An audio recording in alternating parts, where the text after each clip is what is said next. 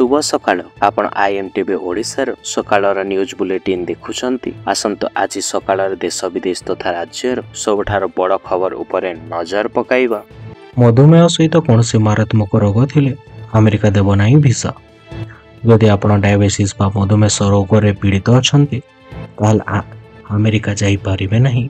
एमिति किछि नियम आनिछि ट्रम्प प्रशासन। अमेरिकार एभली अजब नीति को नहीं अंतर्जातीय स्तर आरंभ हो चर्चा। वृत्ति पाए हो कि उच्च शिक्षा पे अमेरिका को प्राय सबु देशर लोक चाहिए, हेले अमेरिका को आसुथिबा अन्य देशर लोक मानक पई एबे भिसा रे आउ एक परिवर्तन आनिबा को जाउछि अमेरिका। बिहार रे प्रथम पर्याय रे 64% मतदान को नहीं चर्चा। बिहार विधानसभा निर्वाचन प्रथम पर्याय मतदान शेष हो जाइछि। ईवीएम रे सील हो जाइछि 1300 रु अधिक प्रार्थी भाग्य। नवेम्बर 11 तारिख रे हेब द्वितीय पर्याय मतदान। प्रथम पर्याय मतदान रे 18 जिल्लार 121 आसन 64.69% मतदान होइछि, जहाँ वर्तमान सुधा सर्वाधिक भोटिंग बोली आ मध्य कहा जाउछि। 2020 मसीहा तुलन में 8% अधिक मतदान होइछि कहा जाउछि। बिहार भोटिंग बैलेट अनुसार नीतीश कुमार एवं लालू प्रसाद यादव को राजनीतिक चमक देखा मिली है। अहमदाबाद विमान दुर्घटना रे मुख्य पायलट को क्लीन चिट। अहमदाबाद विमान दुर्घटना एक दुखदायक घटना, किंतु ए दुर्घटना पर आपण पुओ कैप्टेन सुमित सबरवाल दायी नुहंती। सुप्रीम कोर्ट को यही टिप्पणी 6 मासर सही तमाम द्वंद्व पर पूर्णछेद पकाई देइछि। अहमदाबाद रे एयर इंडिया विमान 171 दुर्घटना पर मुख्य कैप्टेन सुमित सबरवाल को पूर्व दायी करा जाउथला। सुप्रीम कोर्ट यही मंतव्य देवा सहित सीजीएससी को नोटिस जारी कर पायलट तथा सुमित को क्लीन चिट प्रदान करछन्ते। 1800 कोटी जमी दुर्नीति को नहीं ओडुआरे पार्थ पावर।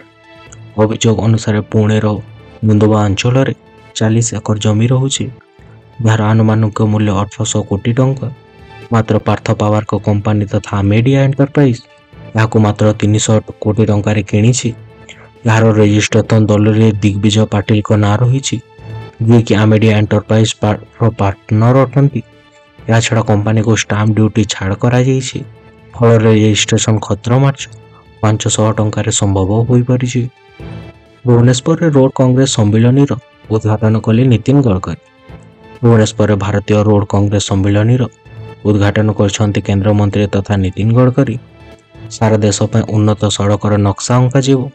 भारत में सड़क सुरक्षा को गुरुत्व देइछन्ति केंद्र मंत्री। सड़क निर्माण क्षेत्र मोदी सरकार आसीथिबा संस्कार बुखाणी गडकरी। सड़क निर्माण पर अर्थर अभाव नहीं, हेले विलंबित निष्पत्ति आम काम आग को बढ़ू नहीं बोली प्रशासन को आंगुली देखाई। ओडिशा रे सड़क भित्तिभूमि को सुदृढ़ करने को 1000 कोटी टंकार मध्य भेटी देइछन्ति।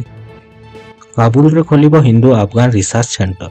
भारत एवं अफगानिस्तान मध्य संपर्क एक गुरुत्वपूर्ण बा सकारात्मक मोड़ देखा मिलूछि। भारत अफगानिस्तान रे अफगान हिंदू गवेषणा केंद्र खोलिबाकू जाउछि।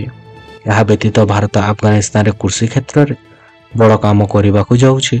भारत अफगानिस्तान कृषि क्षेत्र को सुधारिबा पय सेठाकार अधिकारी मानकु ऑनलाइन बा ऑफलाइन माध्यम रे सेमानकु मध्य तालीम दिया जिवो। फिलिपाइंस रे घूर्णिझड़ कलमायगिरा तांडव चलीगला शह जीवन। फिलिपाइंस रे घूर्णिझड़ तथा कलमायगिरा तांडव देखा मिलूछि। ए जाए 241 जन को मृत्यु घटी। जरूरीकालीन स्थिति घोषणा करछन्ति राष्ट्रपति। फिलिपाइंस रे घूर्णिझड़ कलमायगिरी फिलिपाइंस को छारखार कर देइछि। प्राय 241 जन प्राण हरा जाइतिबा बेले अनेक लोक निखोज अछन्ति। सेठाकार परिस्थिति देखि फिलिपाइंस राष्ट्रपति देश में आपातकालीन स्थिति मध्य घोषणा कर देइछन्ति। राहुल को अभियोग उपर आसिला ब्राजिल रो प्रतिक्रिया। ब्राजिल जड़े मॉडल हरियाणा रे 22 थर भोट देइथिबा ने अभियोग एवं से मॉडल को फोटो राहुल गांधी देखाइबा पर प्रतिक्रिया रखिछन्ति ब्राजिल रो सही मॉडल जनक। ब्राजिल मॉडल लारिसा नेरी कहिछन्ति जे राहुल गांधी देखाइथिबा फोटो मध्य तांकर एक फोटो रहिछि, जहाँ तांकर 20 वर्ष बयसर फोटो अटे।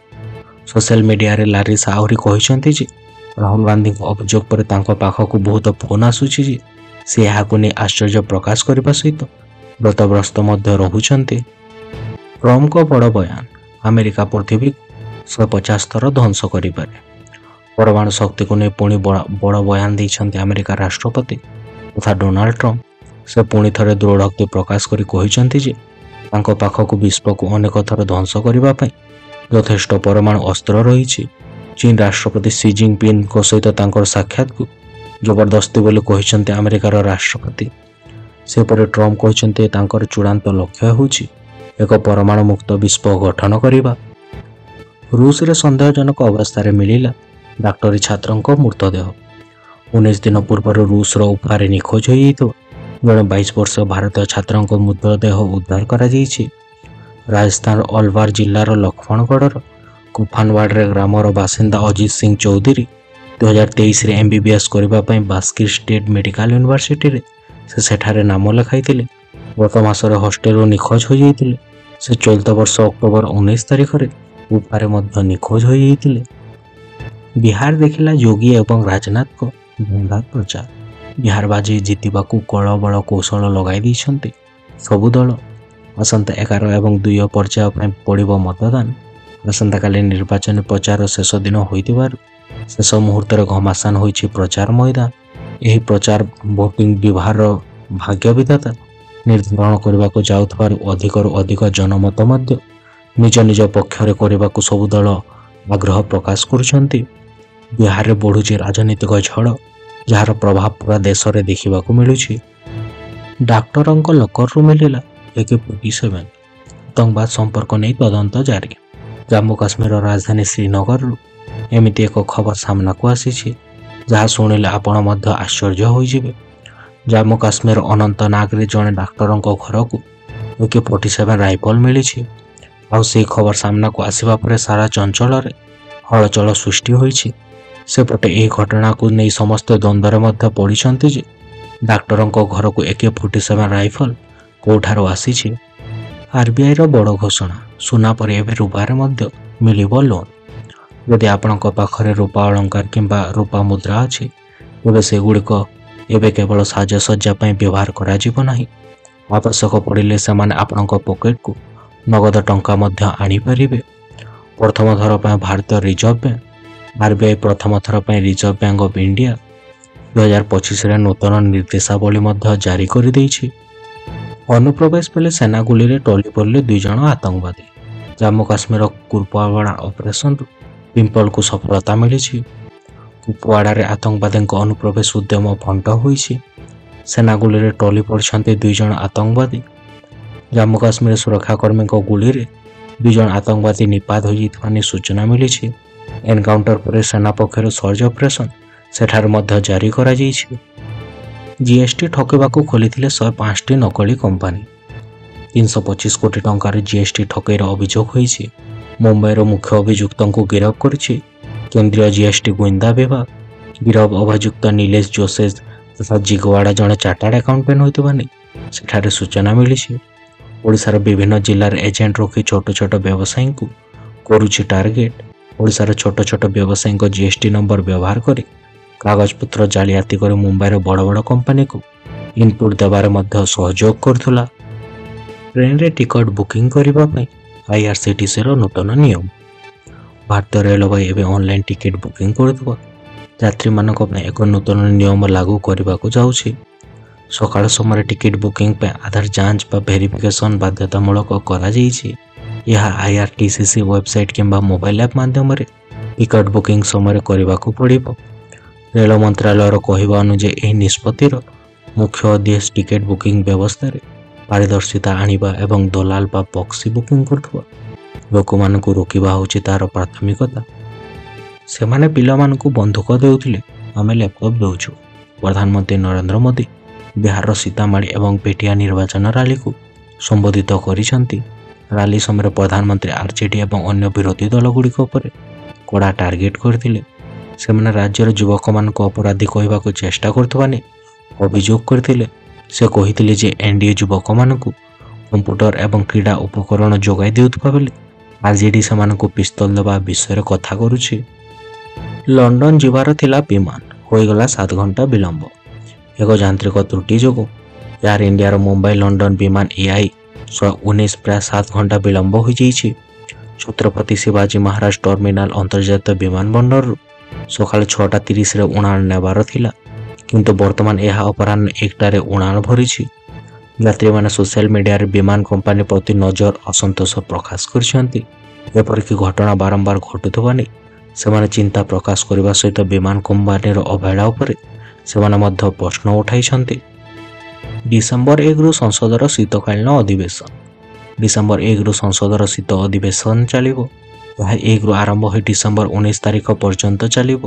ଏହାକୁ ନେଇ ରାଷ୍ଟ୍ରପତିଙ୍କ ଅନୁମୋଦନ ମିଳିଥିବା ନେଇ କେନ୍ଦ୍ର ସଂସଦୀୟ ବ୍ୟାପାର ମନ୍ତ୍ରୀ କିରଣ ରିଜିଜୁ ତାଙ୍କର ଏକ୍ସରେ ସେମାନେ ପୋଷ୍ଟ କରିଛନ୍ତି। ସେ ଲେଖିଛନ୍ତି, ରାଷ୍ଟ୍ରପତି ଦ୍ରୌପଦୀ ମୁର୍ମୁ ଡିସେମ୍ବର 1ରୁ 19 ତାରିଖ ପର୍ଯ୍ୟନ୍ତ ସଂସଦର ଶୀତକାଳୀନ ଅଧିବେଶନ ଆୟୋଜନ କରିବା ପାଇଁ ସରକାରଙ୍କ ପ୍ରସ୍ତାବକୁ ଅନୁମୋଦନ କରିଛନ୍ତି। ସେ ଏକ ଫଳପ୍ରଦ ଏବଂ ଗୁରୁତ୍ୱପୂର୍ଣ୍ଣ ଅଧିବେଶନ ପାଇଁ ସେ ଆଶା ବ୍ୟକ୍ତ କରିଛନ୍ତି। ଆସନ୍ତାକାଲି ଗୋଟିଏ ଦିନ ପରେ ସମୟରେ ଏସ୍ଓଜି ଏବଂ ଆର୍ଆଇ ପରୀକ୍ଷା। ପୁଣି ଉପୁଜି ଯାଇଛି ପରୀକ୍ଷାର ଦ୍ୱନ୍ଦ୍ୱ। କାଲି ଗୋଟିଏ ଦିନ ସମୟରେ ଦୁଇଟି ଗୁରୁତ୍ୱପୂର୍ଣ୍ଣ ବା ନିଯୁକ୍ତି ଭିତ୍ତିକ ପରୀକ୍ଷା ରହିଛି। ଆସନ୍ତାକାଲି ପିଏସ୍ଓ ପକ୍ଷରୁ ଏସ୍ଓଜି ଏବଂ ଏଜି ଲିଖିତ ପରୀକ୍ଷା ରହୁଛି। ଦିନ 9ଟା, 11ଟା 30, 2ଟା 30 ଏବଂ 3ଟା ସିଟିଂରେ ଏହି ପରୀକ୍ଷା ହେବ। ଅନ୍ୟ ପକ୍ଷରେ ଓଡ଼ିଶା ଅଧ୍ୟୟନ କର୍ମଚାରୀ ଚୟନ ଆୟୋଗ ବା OP12 ପକ୍ଷରୁ ଆର୍ଆଇ ଏବଂ ଆର୍ଆଇ ପରୀକ୍ଷା ହୋଇଛି। ଆସନ୍ତାକାଲି ଦିନ 9ଟାରୁ 10ଟା 30ଟା ପର୍ଯ୍ୟନ୍ତ ଏହି ପରୀକ୍ଷା ଥିବା ନେଇ ମଧ୍ୟ ସୂଚନା ମିଳିଛି। ଜି ଉଦୟଗିରି ରାଜ୍ୟର ସବୁଠାରୁ କମ୍ ତାପମାତ୍ରା ସହର। କନ୍ଧମାଳ ଜିଲ୍ଲାର ଜି ଉଦୟଗିରି ଅଞ୍ଚଳରେ ପ୍ରବଳ ଶୀତ ଅନୁଭୂତ ହେଉଛି। ଦୈନନ୍ଦିନ ପାରଦ କମୁଥିବା ବେଳେ ଶୀତର ପ୍ରକୋପ ମଧ୍ୟ ସେଠାରେ ବଢ଼ୁଛି। ସ୍ଥାନୀୟ ପାଣିପାଗ ବିଭାଗର ସୂଚନା ଅନୁସାରେ ରାଜ୍ୟର ସବୁଠାରୁ କମ୍ ତାପମାତ୍ରା 11 ଡିଗ୍ରୀ ସେଲସିୟସ୍ ରହୁଥିବା ବେଳେ ସର୍ବନିମ୍ନ ତାପମାତ୍ରା 13 ଡିଗ୍ରୀ ରହିଥିଲା। ଶୀତ ବଢ଼ୁଥିବା ବେଳେ ଶୀତବସ୍ତ୍ର କିଣିବା ପାଇଁ ବଜାରରେ ଭିଡ଼ ଦେଖିବାକୁ ମିଳୁଛି। କିଛି ବର୍ଷ ହେବ ଜି ଉଦୟଗିରିରେ ରାଜ୍ୟର ସବୁଠାରୁ କମ୍ ତାପମାତ୍ରା ସହିତ ଅତ୍ୟଧିକ ଥଣ୍ଡା ହେଉଥିବା ନେଇ ମଧ୍ୟ ନଜର ଆସିଛି। ନୂଆପଡ଼ାରେ ଗର୍ଜିଲେ ମୁଖ୍ୟମନ୍ତ୍ରୀ, କହିଲେ ମୁଁ ଆଦିବାସୀ ପରିବାରର, ତେଣୁ ନୂଆପଡ଼ାରେ ମୁଖ୍ୟମନ୍ତ୍ରୀ ମୋହନ ଚରଣ ମାଝୀ ରୋଡ୍ ଶୋ କରିଛନ୍ତି। ନୂଆପଡ଼ାରୁ ଖରିଆ ରୋଡ୍ ଶୋ ପର୍ଯ୍ୟନ୍ତ ମୁଖ୍ୟମନ୍ତ୍ରୀ ଭାଜପା ପ୍ରାର୍ଥୀ ଜୟ ଢୋଲକିଆଙ୍କ ପାଇଁ ରୋଡ୍ ଶୋ କରିଛନ୍ତି। ଏହି ପରିପ୍ରେକ୍ଷୀରେ ଅଭୟାରଣ୍ୟ ଭିତରେ ଥିବା ସୁନାବେଡ଼ାରେ ଗର୍ଜିଛନ୍ତି ମୁଖ୍ୟମନ୍ତ୍ରୀ। ସେ କହିଛନ୍ତି, ନୂଆପଡ଼ାର ଆଦିବାସୀ ଜନଜାତି ପ୍ରତି ଅବହେଳା କରିଛନ୍ତି।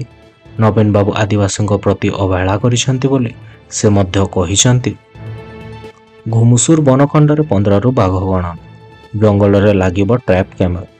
ପ୍ରତି 4 ବର୍ଷକୁ ଥରେ ଦେଶରେ ବାଘ ଗଣନା ହେଉଛି।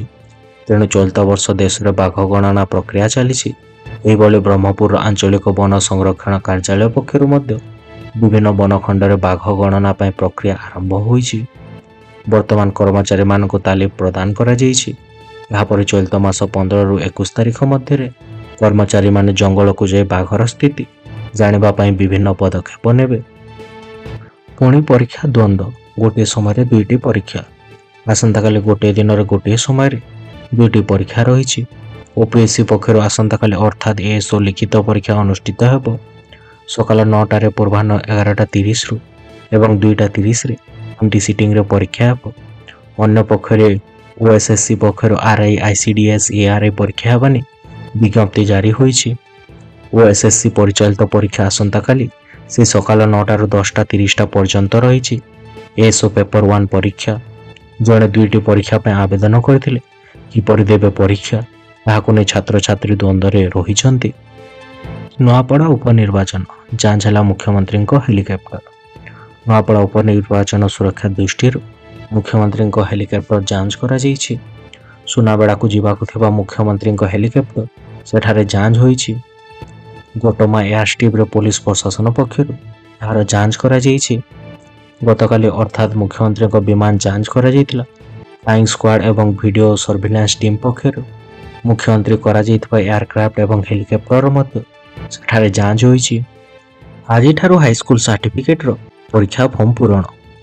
2026 ବାର୍ଷିକ ହାଇସ୍କୁଲ ସାର୍ଟିଫିକେଟ୍ ରେଗୁଲାର ଏବଂ ଏକ୍ସ ରେଗୁଲାର ପରୀକ୍ଷା ପାଇଁ ଫର୍ମ ପୂରଣ ଆରମ୍ଭ ହୋଇଯାଇଛି। ମାଧ୍ୟମିକ ଶିକ୍ଷା ପରିଷଦ ବୋର୍ଡର ୱେବସାଇଟ୍ ତଥା www.bscodisha.ac.in ପ୍ରଦତ୍ତ ଲିଙ୍କ ମାଧ୍ୟମରେ 24 ଘଣ୍ଟା ଅନଲାଇନ୍ ଜରିଆରେ ଫର୍ମ ଆପଣମାନେ ପୂରଣ କରିପାରିବେ। ହାଇସ୍କୁଲର ପ୍ରଧାନ ଶିକ୍ଷୟିତ୍ରୀ, ପ୍ରଧାନ ଶିକ୍ଷକଙ୍କ ଜରିଆରେ ନଭେମ୍ବର 8ରୁ 22 ତାରିଖ ରାତି 11ଟା 45 ମିନିଟ୍ ପର୍ଯ୍ୟନ୍ତ ଏହି ଫର୍ମଟି ପୂରଣ କରାଯିବ। एथिपाई समस्त सूचना बोर्ड वेबसाइट रे आपनको उपलब्ध कराଯାଇଛି। राजधानी रे भयंकर अग्निकांड 400 500 कुड़िया जड़ी पड़ी पाउंस। दिल्ली रोहिंग तथा रिथाल मेट्रो स्टेशन निकट में अनेक कुड़िया एक भयंकर अग्निकांड घटी। दिल्ली परिश्रम सेवा बा बीएफएस अनुसार विलंबित रातिर अग्निकांड विषय सूचना मिलवा पर 15टी दमकल गाड़ी घटनास्थल पठा जाइछि। अग्निशम कर्मचारी माने वर्तमान निया लिभाइबा पई अनेक काम करछन्ति। अनेक कुड़िया पाउंस हो जाइछि। अनेक एलपीजी सिलिंडर विस्फोरण जोगु निया आहुरी मध्य बढ़ी चलीछि एवं बासिंदाଙ୍କ ମଧ୍ୟରେ आतंक खेली जाइछि। 4 दिन रे 4 डिग्री खसिब रातिर तापमात्रा। राज्य रे वर्षार प्रभाव न थिबारु पाग मुख्यतः सुखिला रहुछि। समग्र राज्य रे राति रे तापमात्रा साधारण रहुतबारु अल्प शीत अनुभूत हेउछि। वर्तमान राज्य को उत्तर दिगरु सुखिला ठंडा पवन आसुछि। तेणु आगामी 3 ରୁ 4 दिन मध्य रातिर सर्वनिम्न तापमात्रा 3 ରୁ 4 डिग्री कमिबार संभावना रहितबा बेले आंचलिक पाणीपाग केन्द्र निर्देशिका तथा डॉक्टर मनोरमा महांती यार सूचना दैछन्ति। सरीब नुआपड़ार प्रचार भोटर को मनाइबाकू सबु दलर प्रयास शेष पर्यायर पहुंची जाइछि। नुआपड़ा उपनिर्वाचन प्रचार शेष स्पर्श देवाई सब प्रमुख दल प्रार्थी एवं नेता माने लागि पड़ुछन्ति। विभिन्न गाँ गाँ बुली प्रचार करुछन्ति। नवीन रोड शो पर बीजेडी कर्मी मध्य भिन्न प्रकार उत्साह देखा मिली। सेपटे मुख्यमंत्री मध्य दलीय प्रार्थी प्रचार करथिबा बेले कांग्रेस प्रार्थी यमुना एवं नुआपड़ा अंचल जोरदार प्रचार करछन्ति। हृदय घरे करथिले एवं एबे मन किणिले मध्य नवीन। राजपथ एवं एक्सप्रेसवे रे बुला पशुओं प्रवेश निषेध। सुप्रीमकोर्ट सारा देश में बुला कुकुरों समस्यार शुणाणी करथिले। विचारपति विक्रमनाथ संदीप मेहता एवं एनभी अंजारिया ने गठित खंडपीठ यार शुणाणी करथिले। सुप्रीमकोर्ट राजपथ एवं एक्सप्रेस रु बुला पशु मानक निषिद्ध करा जायतिला एवं सेमानकु तुरंत हटाइबा पई निर्देश मध्य दिया जायतिला। जस्टिस नाथ कहिसंती जे आदेशटी 3 भागरे मध्य रहिछि। धन्यवाद आम सहित थिबाकू। आशा करूछु आपण आम वीडियोटी को उपभोग करछंती। जदि आपण को यह भल लागिथिला तेबे लाइक शेयर सब्सक्राइब करबा को भूलंतु नहीं। आमे आपण को कमेंट बा मतामतर अपेक्षा रे रहूछु। परवर्ती वीडियो पय जड़ित रहंतु एवं आसंता समय पर्यंत आपण को ऊपर महाप्रभु जगन्नाथଙ୍କ आलोक वर्षा हेउ।